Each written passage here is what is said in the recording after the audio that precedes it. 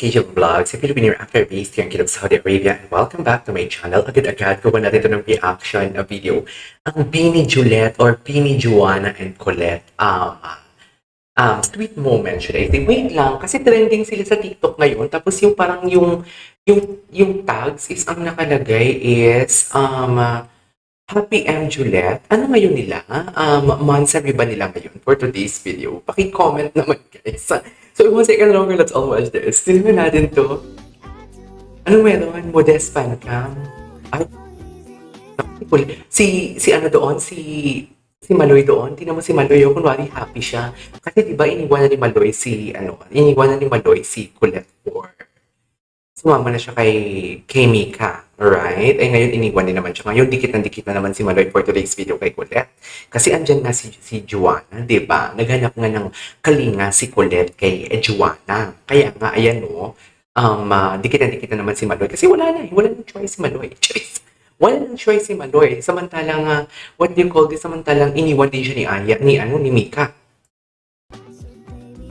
Oh, di ba? At hinatak. Nakatak si Maloy. Ba't ng bata ka? Ayan o, tingnan mo.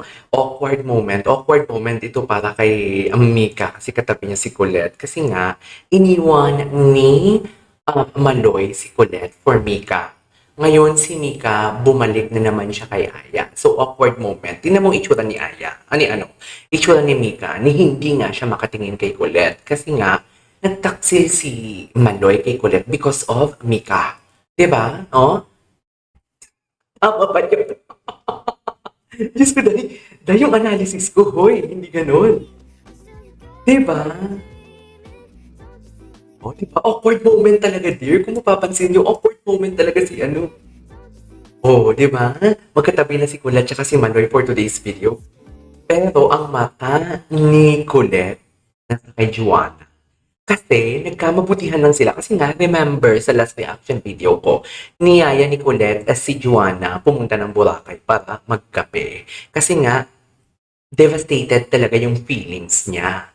Kaya ganoon, masama talaga ang loob niya. Hurt na hurt siya sa ginawa ni Maloy for today's video.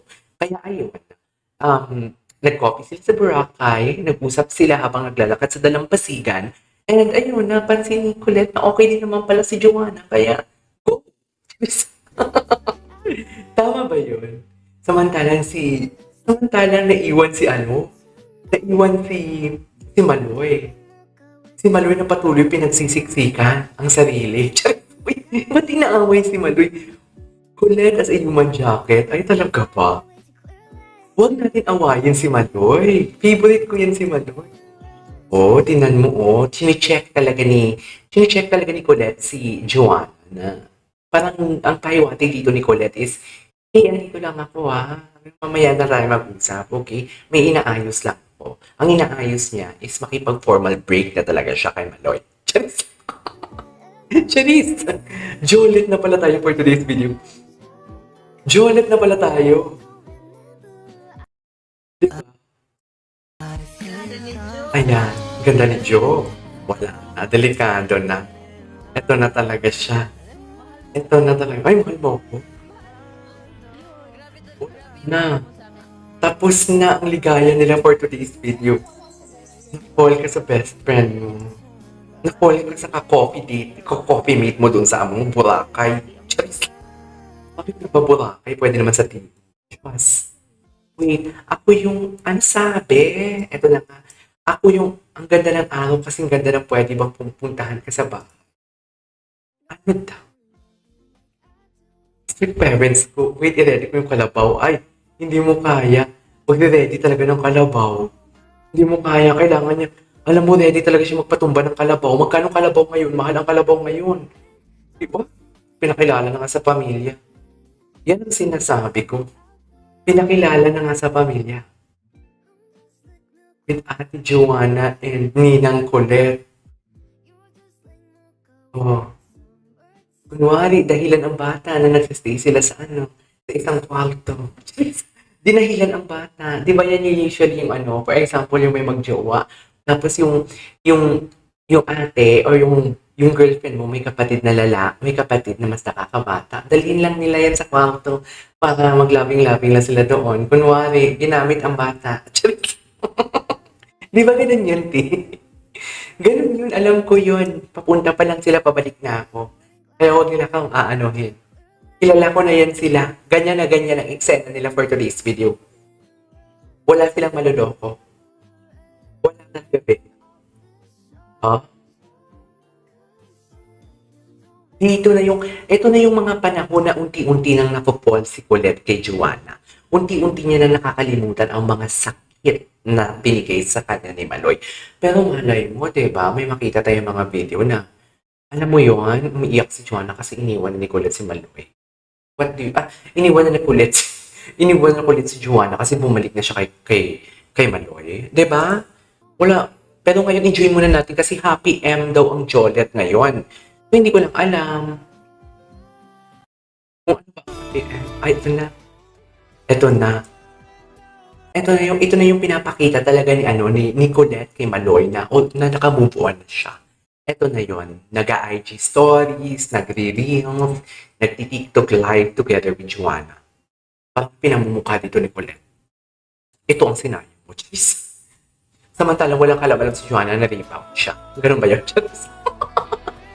Ay, hello. Oh, diba? Ito na yung, diba? Alam mo yung ang eksena dito na parang pinilit ni Colette una na maging masaya together with Joanna and at the same time, sumang-ayon ang panahon. Diba? Naging masaya talaga siya tuluyan kasama si Joanna.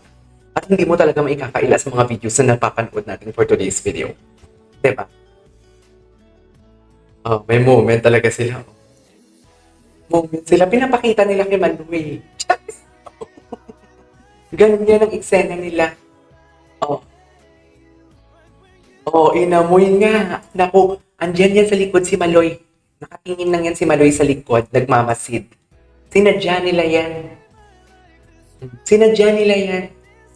Eto ka ngayon, Maloy. Ganun. Oo naman si Maloy.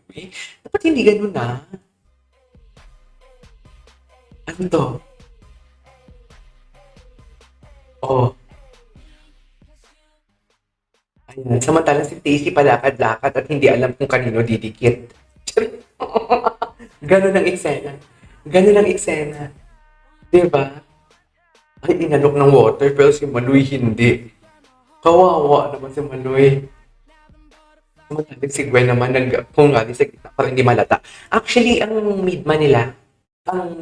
midman talaga nila, ang wingman pala nila, or wingwoman nila, si Gwen. Si Gwen kasi talaga nagpakilala kay Joanna at kay Colette. Kasi there was a time na naaalala ko, nagpunta si Joanna at si Gwen sa mall. And then, si Gwen kasi ang kakilala din ni Colette. And then, at saka si Manoy. So ngayon, nagkasalubong sila na kasi Gwen, magkasama si Gwen at si Joanna, tapos nag-date nun si Malo, ang makulit. Ngayon, kasalubong sila, pinakilala ngayon ni Gwen si Joanna sa makulit. And then, hindi din naman inaasahan na ang lagkit na din naman pala ng tingin ni Joanna kay Colette during that time. At hindi na talaga tinantanan ni Colette. Hindi na talaga tinantanan ni Joanna si Colette na, alam mo yun, i-flood likes.